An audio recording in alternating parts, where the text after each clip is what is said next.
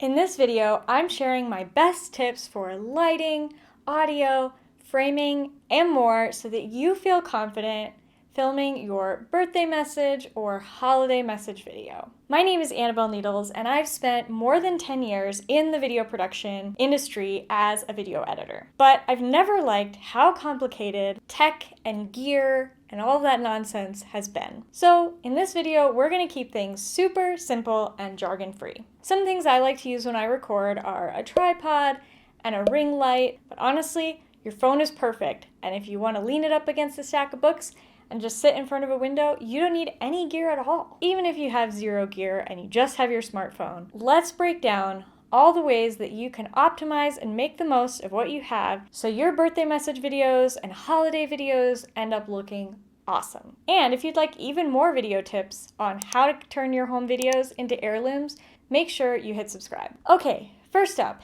lighting. My personal preference is natural light over the kind of yellowy overhead artificial light. You definitely want to avoid having a light source or a window behind you. It's going to make the background super bright and washed out, and then your face is going to be like this dark shadow. So always make sure you have light coming towards your face and not from behind. You also want to keep in mind that if you've ever had to try to take a vacation, like a photo on a beach on a bright sunny day and you're just standing in the sun and you can't see, that also ends up creating really harsh shadows and lines on your face. So the best thing to do is either take your video maybe in the morning before sunset, so before it gets too dark but when that sun is not super harsh. You can also record on an overcast day, or I have these nice sheer curtains in my living room that I got at IKEA, and they're really great at just diffusing the light that's coming in, even if it's direct sun, and smoothing everything out and making me look like an Instagram filter.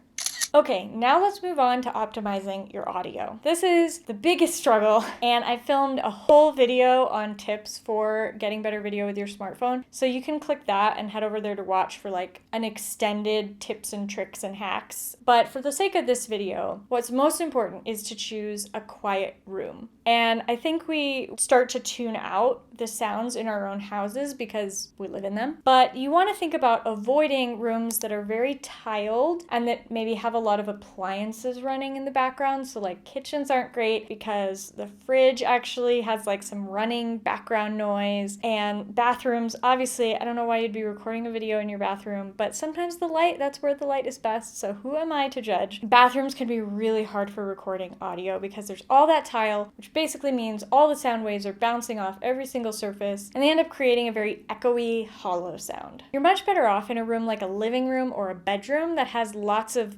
fabric and probably has carpet or a rug. The more soft surfaces you have around you that kind of absorb that echo, the better. Now let's move on to your framing and your background. What you want to do is you want to make sure that you're filling most of the frame. So as you can see, I try to show up kind of in the middle of the frame. I don't want to have too much cut off up here or have too much space. So I tried to center myself kind of in the middle of the camera. And if you're trying to film a group of people, it's better to kind of arrange yourselves in a cluster, maybe some people in front and behind, as opposed to filming in one long line. That way you can get the camera a little bit closer and see everybody's faces, because the background's not really the point. Your face and your facial expression is really the point, and that's what's going to communicate the emotion in your video. So you want to make sure that you're not so far away. You also want to make sure you're not so close up that you feel like you're crowding the camera. Now, as far as the background goes, it's best to just keep it simple. A plain, colorful wall works, or something simple like macrame or an abstract painting can be kind of nice backgrounds that you could use in your videos. It doesn't have to be anything fancy, and you don't have to clean your whole house either. If you could see the stuff that's happening outside of what you can't see in this video frame, I did not clean my house for you.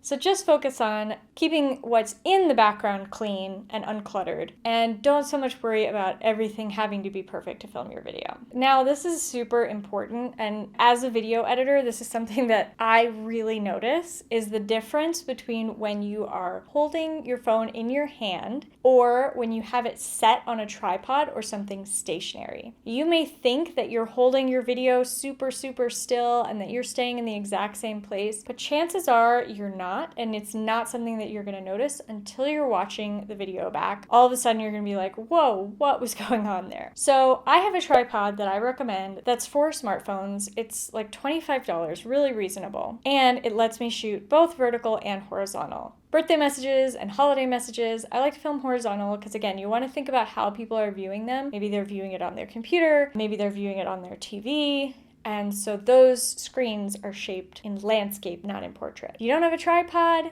it's not a problem. Literally just create a stack of things on your table in front of you that you can lean your phone up against. I've used a water bottle for this. I've used books for this. Just get creative. As long as the camera is staying still, it's effectively doing the job of a tripod. Now, I've actually created a whole PDF guide that walks through everything I shared in this video in super detail. You can find that at the link in the description box. Just pop in your email and I will get that guide sent right to you. And then click this video where I walk through all of your camera settings, everything you need to know to take great video with your iPhone.